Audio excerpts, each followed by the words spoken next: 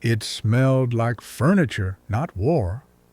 In a dim hangar outside Hamburg, German engineers in stained white coats gathered around captured wreckage that defied everything they believed about modern aviation. A British Mosquito bomber, forced down nearly intact, lay disassembled under harsh floodlights. Its pale wooden panels looked absurdly domestic, like something from a carpentry shop, not the fastest bomber terrorizing the Reich. Dr. Karl-Heinz Henkel, senior materials analyst from the Luftministerium, tapped a panel with his knuckle. The sound was dull, resonant, like knocking on a coffin. "It's plywood," he murmured, disbelief creeping into his voice. His assistants laughed. "The English must have run out of aluminum." They expected splinters and sawdust, not a weapon that had humiliated their air defenses for 2 years. As they worked, the sharp, sweet smell of phenolic resin filled the air, something between varnish and burnt sugar. They catalogued every component with surgical precision. No rivets, no welds. Each panel had been bonded, not bolted. When Henkel tried separating 2 layers with a chisel, the blade snapped. "This is not carpenter's glue," he said. "Whatever they used, it's stronger than the wood itself." What unsettled them most was the craftsmanship. Each curve had been molded with a sculptor's precision. The British had built an airplane like a violin, layer by layer, with every contour serving a purpose. By midnight, surrounded by fragments that refused to make sense, Henkel sat back exhausted. This wooden toy had achieved speeds their best metal bombers couldn't match. Wood had defeated steel. The story began in 1938 when Geoffrey de Havilland stood before the British Air Ministry with blueprints that seemed insulting. His proposed bomber had no defensive guns, no armor, and was made almost entirely of wood. Officials rejected it immediately. Metal was the future. Wood belonged to the past. But de Havilland understood something bureaucrats couldn't measure. Speed was armor. Simplicity was survival. Britain was already stretched thin, aluminum consumed by Spitfires and hurricanes. He saw opportunity where others saw disaster. Britain's countryside teemed with furniture makers, piano builders, craftsmen who could shape wood but had no place in the metal war. His vision, a bomber without turrets, streamlined to a bullet silhouette, layers of birch plywood bonded with Ecuadorian balsa at the core. Every ounce saved in armor could become speed. If it could outrun fighters, it wouldn't need to fight them. By 1940, after France fell and the Blitz ravaged Britain, even impossible ideas got reconsidered. De Havilland returned, insisting his wooden bomber could be built in furniture factories without stealing aluminum from fighter production. Reluctantly, they approved one prototype.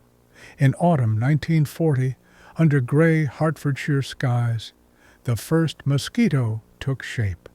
Piano builders sanded wings, violin makers crafted the curved nose. The adhesive, phenol formaldehyde resin from furniture laboratories, hardened into something between wood and plastic when pressed under heat. Light, resilient, remarkably strong.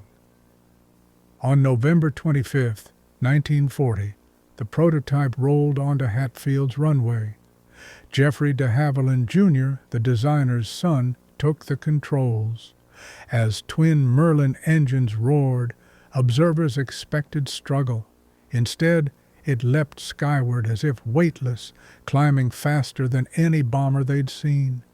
At altitude, it exceeded 390 mph, faster than the Spitfire, faster than any fighter then in service. A wooden plane had outflown the best machines of metal and myth. When the Mosquito entered combat in 1941, it carried no guns, no gunners, no illusions. Its survival depended entirely on speed. The flight manual was brutally simple. If intercepted, do not fight, run.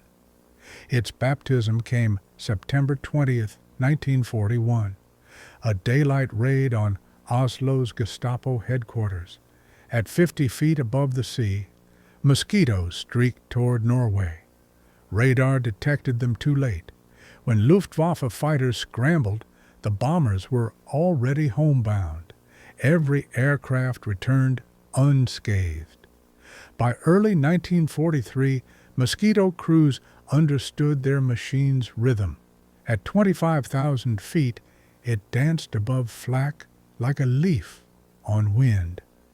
The laminated wood absorbed vibrations that would crack metal. Pilots described flying something alive, flexible, forgiving, responsive.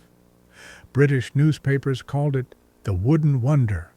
German pilots called it der Holzteufel, the devil of wood. Its reputation spread rapidly.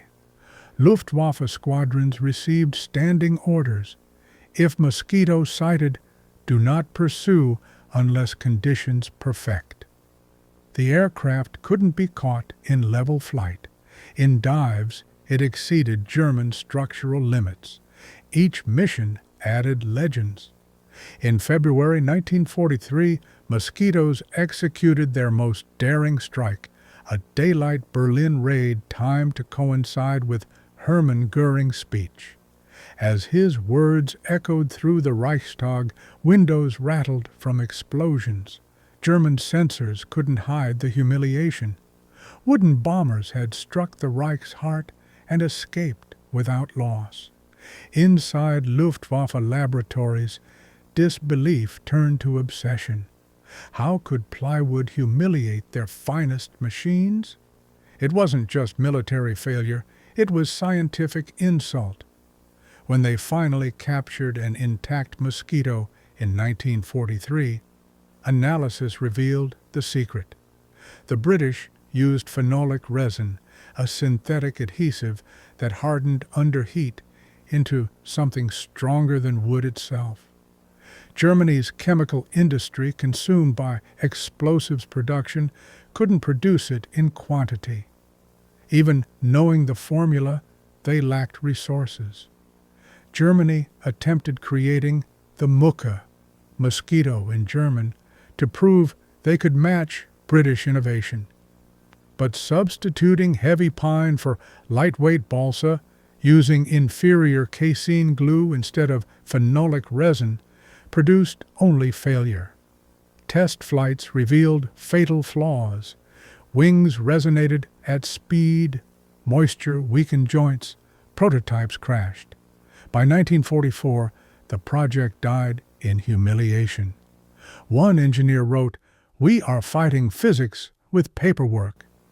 When Göring learned of the failure, he smashed an ashtray and shouted, "We are defeated by carpenters." By 1944, the Mosquito had become more than aircraft. It was omnipresent terror. Loss rates told the story. Heavy bombers averaged 5 to 7% losses per mission. Mosquitoes lost less than 1%. Flying a Mosquito was statistically safer than walking London streets after dark. For German civilians, each precise strike, railway stations, Gestapo offices, communication centers, carried symbolic weight beyond physical damage. The Mosquito's roar became the sound of inevitability. Göring, reportedly, ordered aides never to mention it by name, as if silence could erase it. Dr. Henkel watched from his laboratory as myth outgrew machine. He wrote, "It is not the wood that terrifies us. It is the idea that something so light can carry such power." When war ended in 1945, The Mosquito had flown 80,000 combat sorties, with losses so minimal statisticians doubted their accuracy. At war's end, Henkel toured de Havilland's Hatfield plant, watching craftsmen polish fuselage halves, smelling that unforgettable resin again. He asked how many had designed the process. A young engineer smiled. Not many, but thousands built it. That sentence haunted him. In post-war reports, Henkel wrote that the Mosquito's secret wasn't chemistry or aerodynamics, but culture, willingness to let craftsmen and scientists share space. Where German factories ruled through rigid hierarchy, the British allowed improvisation. A violin maker could teach engineers about resonance. From that collision came something no pure theory could predict. The Mosquito's legacy spread quickly. Its laminated construction inspired fiberglass, resin composites, carbon fiber, ancestors of every modern composite airframe. Boeing engineers called it the ancestor of everything we build today. De Havilland himself said simply, "We were never trying to outmuscle the enemy, we were trying to outthink him." Today, when you see a Mosquito in a museum, its surface still gleaming like varnished oak, you can almost smell the resin, ghost of the glue that defied an empire. Every modern airliner with composite wings, every spacecraft wrapped in resin and fiber proves that technology is born not from comfort, but from courage. The courage to build what everyone calls impossible. The Mosquito represented the moment imagination outran fear. In wartime's darkest hour, British craftsmen and engineers proved that innovation, disciplined by necessity, could be stronger than steel. From plywood and glue rose a machine that